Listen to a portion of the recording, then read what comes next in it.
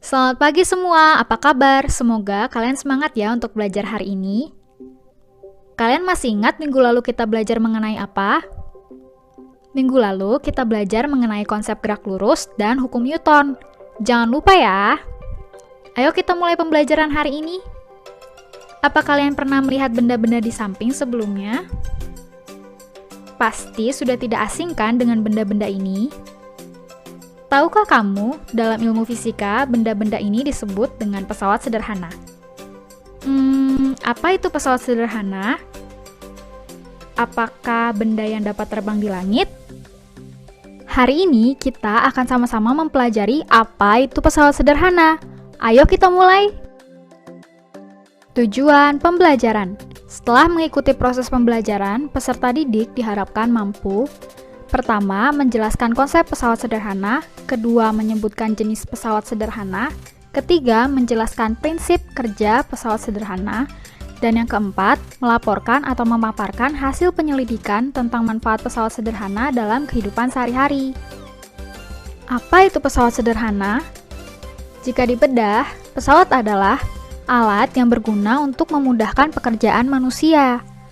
Fungsi dari pesawat sederhana adalah mempermudah pekerjaan manusia, menghemat energi yang dikeluarkan, menempuh jarak jauh dengan waktu yang lebih singkat, dan untuk mengubah arah gaya.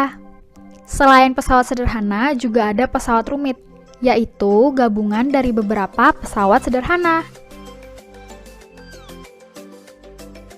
Ada 4 jenis pesawat sederhana. Yang pertama pengungkit, kedua bidang miring, ketiga katrol, dan yang keempat roda.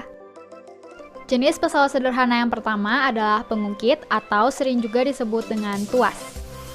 Pengungkit digunakan untuk mengungkit, memindahkan, atau menggeser kedudukan benda yang berat atau berukuran besar. Bagian-bagian dari pengungkit adalah: yang pertama titik tumpu, yaitu suatu titik di mana tuas bertumpu.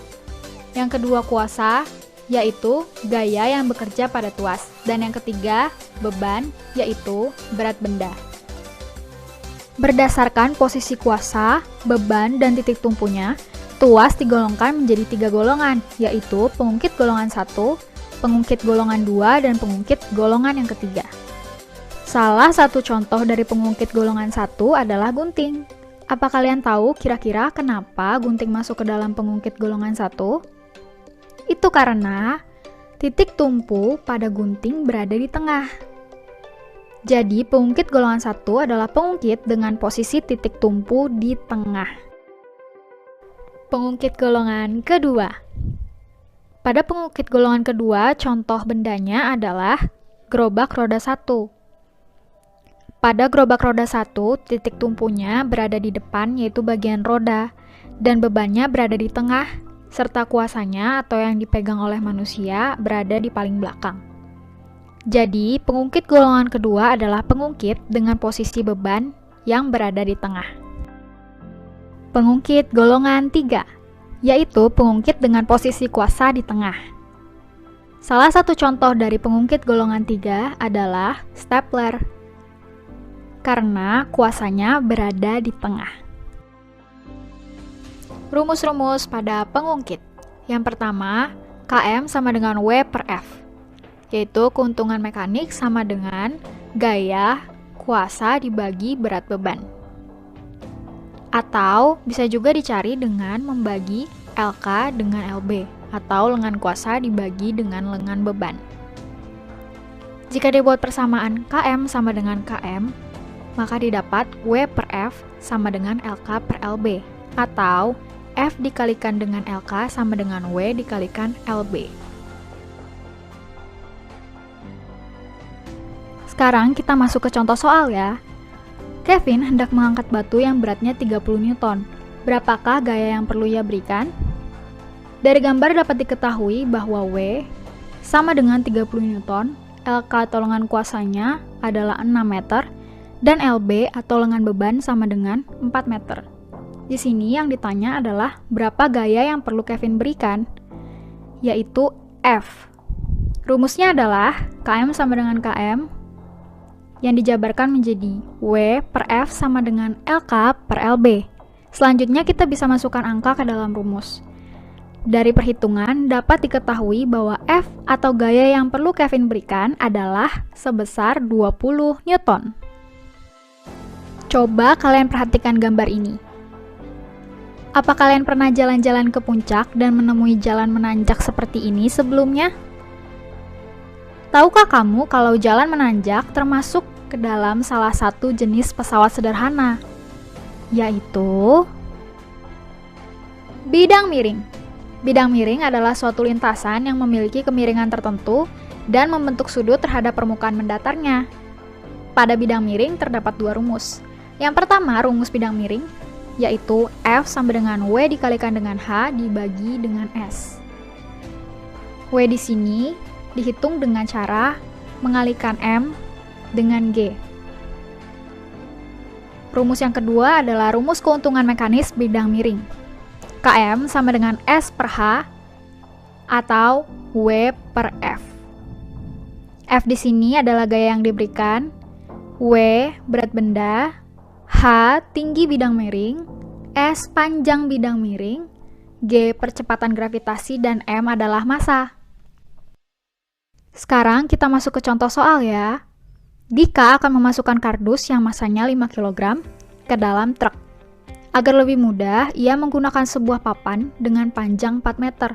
Kemudian, papannya ia sandarkan ke atas truk dengan ketinggian 200 cm dari atas tanah. Hitunglah A. Berapa gaya yang dikerjakan Dika untuk memindahkan kardus tersebut, dan B. Berapa keuntungan mekanis bidang miring tersebut. Dari soal dapat diketahui S sama dengan 4 meter, M sama dengan 5 kg, dan H sama dengan 200 cm. Karena satuan yang dapat digunakan dalam H adalah meter, maka H harus dikonversi dulu dari cm ke meter, yaitu dengan membaginya dengan 100. Jadi hanya sama dengan 2 meter.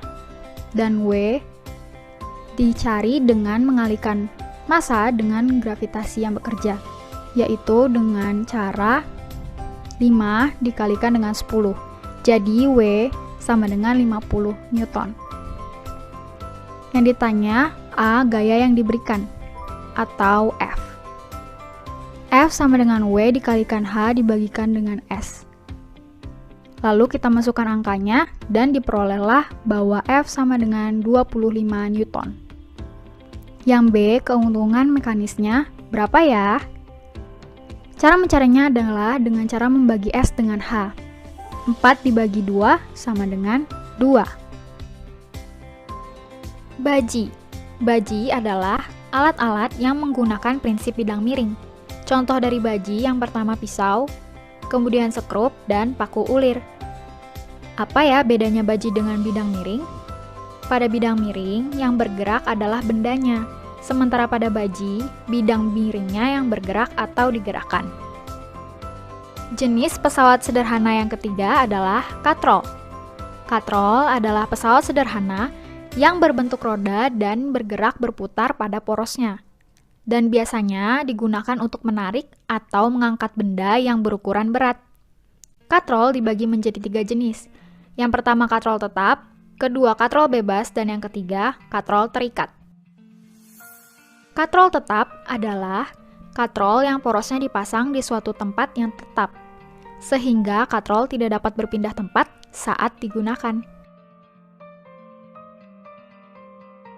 Pada katrol tetap terdapat rumus, yaitu FK sama dengan FB, atau gaya kuasa sama dengan gaya beban, yang dapat dituliskan juga dengan F sama dengan W. Jadi, gaya kuasa sama dengan berat beban yang diangkat oleh katrol. Karena berat beban dan gaya kuasanya sama, maka keuntungan mekanisnya sama dengan 1. Contoh soal. Fanny hendak mengangkat balok dengan menggunakan katrol. Tentukan gaya yang diperlukan dan keuntungan mekaniknya jika bebannya 50 Newton. Seperti yang bisa kita lihat, katrol yang digunakan oleh Fanny adalah katrol tetap. Sehingga dapat kita hitung dengan kita mencari diketahuinya, yaitu W sama dengan 50 Newton. Dan yang ditanya adalah berapa besar F dan KM-nya. Cara menjawabnya adalah F sama dengan W Jadi nilai F sama dengan W yaitu 50 Newton. Sementara mencari keuntungan mekanisnya dengan membagi W dengan F, yaitu 50 dibagi 50 sama dengan 1. Ini membuktikan bahwa keuntungan mekanis pada katrol tetap sama dengan 1. Jenis katrol yang kedua adalah katrol bebas. Katrol bebas adalah katrol yang porosnya tidak dipasang di suatu tempat yang tetap, sehingga katrol dapat berpindah tempat atau bergerak bebas saat digunakan. Jadi, yang diikatkan hanya salah satu ujung dari talinya saja. Pada katrol bebas, rumusnya adalah nilai FK sama dengan setengah dari FB. Atau bisa dituliskan juga dengan W sama dengan 2F. Untuk mencari keuntungan mekaniknya, dengan membagi W dengan F. Atau bisa juga membagi LK dengan LB. Nilai keuntungan mekanik pada katrol bebas adalah 2. Contoh soal katrol bebas. Rio mengangkat sebuah batu menggunakan katrol bergerak atau katrol bebas. Jika gaya yang Rio gunakan sebesar 150 Newton, berapakah berat beban yang dapat diangkat oleh Rio? Di sini diketahui bahwa nilai F sama dengan 150 Newton. Dan seperti yang sudah kita pelajari, keuntungan mekanis katrol bebas sama dengan 2. Dan pada soal ditanya W atau berat beban yang diangkat oleh Rio. Jawabannya adalah Km sama dengan W dibagi F. Jadi bisa juga dihitung bahwa W sama dengan Km dikalikan dengan F.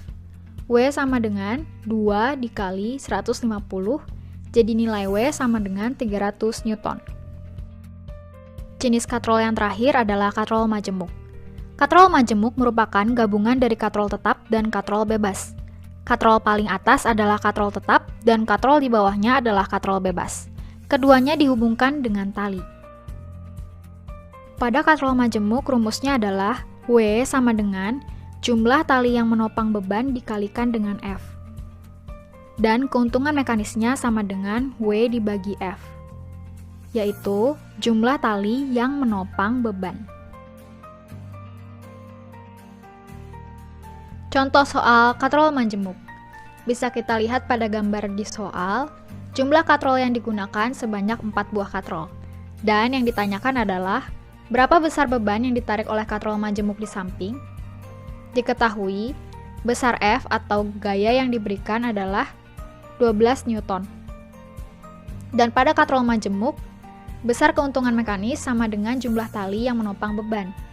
Pada katrol ini, jumlah tali yang digunakan ada 1, 2, 3, dan 4. Jadi jumlah tali yang menopang beban ada 4 dan keuntungan mekanisnya 4. Yang ditanya adalah W atau berat beban yang ditarik oleh katrol.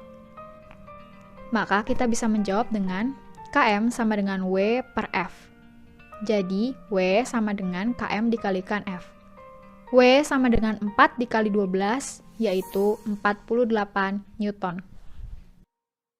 Dan jenis pesawat sederhana yang terakhir adalah roda berporos. Roda berporos merupakan roda yang dihubungkan dengan sebuah poros yang dapat berputar bersama-sama. Kegunaannya adalah untuk menggeser benda agar lebih ringan dan memperkecil gaya gesek. Contoh dari roda berporos adalah setir kapal. Nah, ayo kita sama-sama review apa saja sih yang sudah kita pelajari hari ini. Hari ini kita belajar mengenai pesawat sederhana.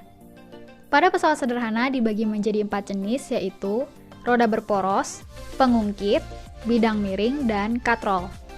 Pada pengungkit dibagi lagi menjadi 3 jenis, yaitu pengungkit golongan 1, pengungkit golongan 2, dan pengungkit golongan 3.